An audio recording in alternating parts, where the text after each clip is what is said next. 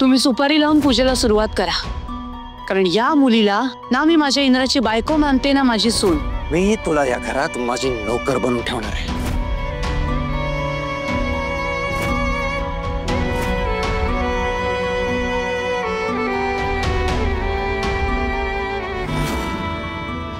Acai,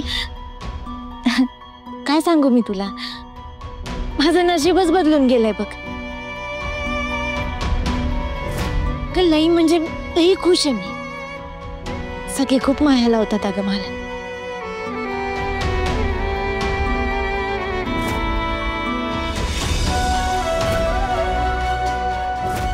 या पिशवीतलं गरम पाणी मी डायरेक्ट तुझ्या पायावर टाकणार. संसार पण एकदम छान सुरू आहे अगं. माझ्या हातचं जेवण तर सगळे बोटं चाटत खातात.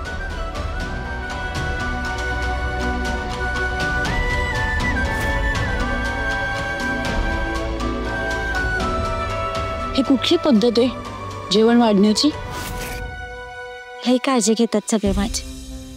एकदा तर काय झालं, माझ्या पायाला लागलं होतं तेव्हा मला जागचं हालू दिलं नाही कोणी.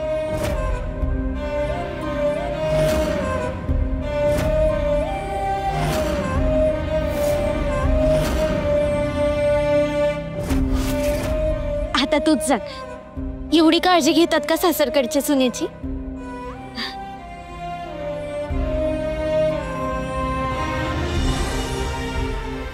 मग आता माझ्या गाडीतून तुला घेऊन जाण्याची माझी इच्छा मेली असं समज, आणि तुझा मुरगळलेला पाय घेऊन स्वतः चालत घरी यायचं.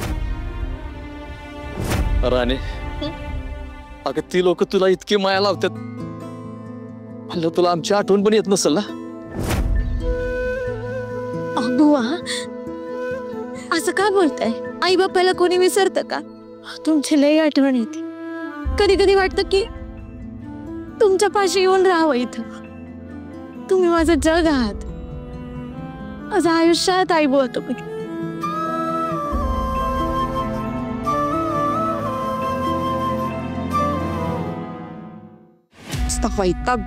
वैताग आलाय मला.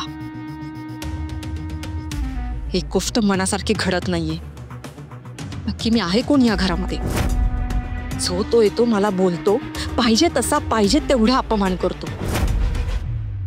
काय अर्थ आहे त्याला? हिला फक्त तोंडच चालवायचं कळतं, बाकी हात तर फक्त मोबाईल चालवायला दिलेत ना. हिला राणी नकोशी झालीये ना, पण आता थोड्याच वेळात हिला राणीची किंमत कळणार आहे.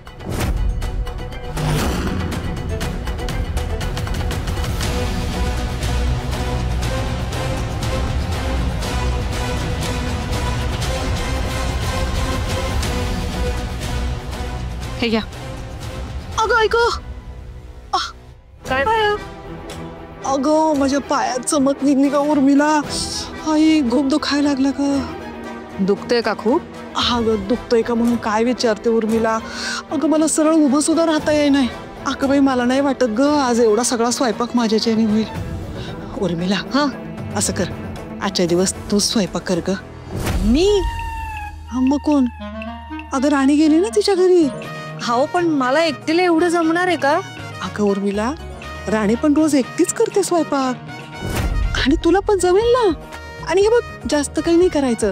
हा बघ, आमटी झाली आहे, आता तू 2 भाज्या कर तुझ्या आवडीच्या, आणि वरण कर, थोडासा भात लाव, आणि 10-12 चपात्या आणि 10-12 पापड भाज. आणि हो, आबांसाठी की नाही काकडी आणि गाजराचे काप कर. बस, एवढा तर स्वयंपाक आहे. अगं हा स्वयंपाक तू असा करशील. मी आराम करते ग. तुझं चालू दे. आई अहो, पण मला एवढं सगळं नाही जमणार. आई अहो, ऐका ना माझं, मला नाही जमणार. बापरे, 10-12 पोळ्या, 2 भाज्या, पापड, भात, आबांचं सलाद. बापरे, हे जेवण आहे की गाव जेवण? घरातल्या लोकांना एवढं जेवायला लागतं? मला माहिती नव्हतं. बापरे, कुठून सुरुवात करू आता मी? आज पोरगी घरात आहे तर पोट भरून जेवल्यासारखं वाटतंय. पैकी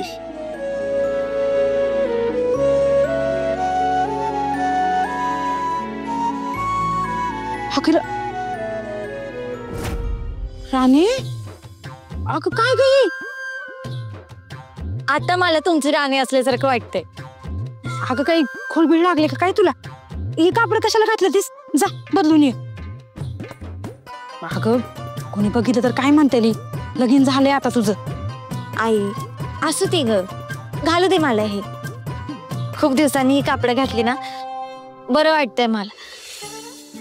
या कापडात आहे ना तुमच्या मायेची उभ आहे. हे सुरके, अगं तिला उघड टोकू नको. हे बाळा, तुला जसं राहायचं ना तसं राहा.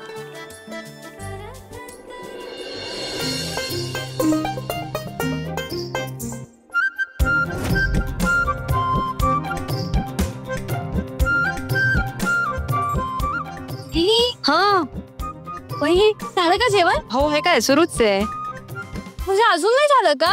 अहो लवकर करा ना प्लीज. आणि हा माझ्यासाठी ना भजी करा. आज माझा ना भजी खायचा मूड होतोय. हो अश्विनी ताई, तुमच्यासाठी भजी करते. इथे एवढा स्वयंपाक पडलाय आणि या महाराणीला भजी खाऊशी वाटतात का?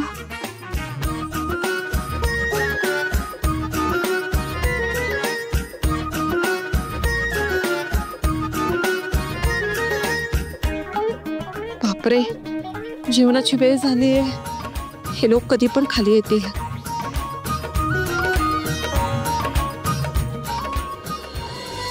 आवरून घेते. पांड्या कोणाला नको हात लाव. तू बघ जर तिथं मी आवडते माझी मी. अगं का म्हणजे मी असताना तू कशाला करतेस? आता मी नसल्यावर तू करतच असशील ना. आज मला करू दे. अगं बाई, तू पाहुणे आहेस आता या घरची.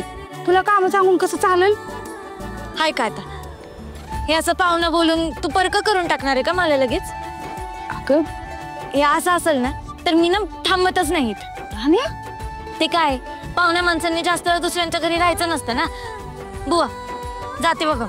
ए राणे, अगं असं नको बोलू. अगं तू लेक आहे माझी, तिला काय जाते पाहुणे म्हणायला?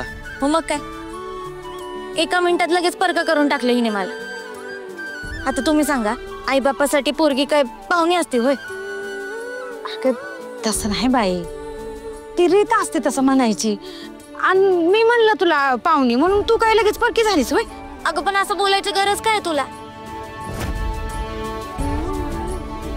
मी काय माझ्या मनाचं म्हणते हवे.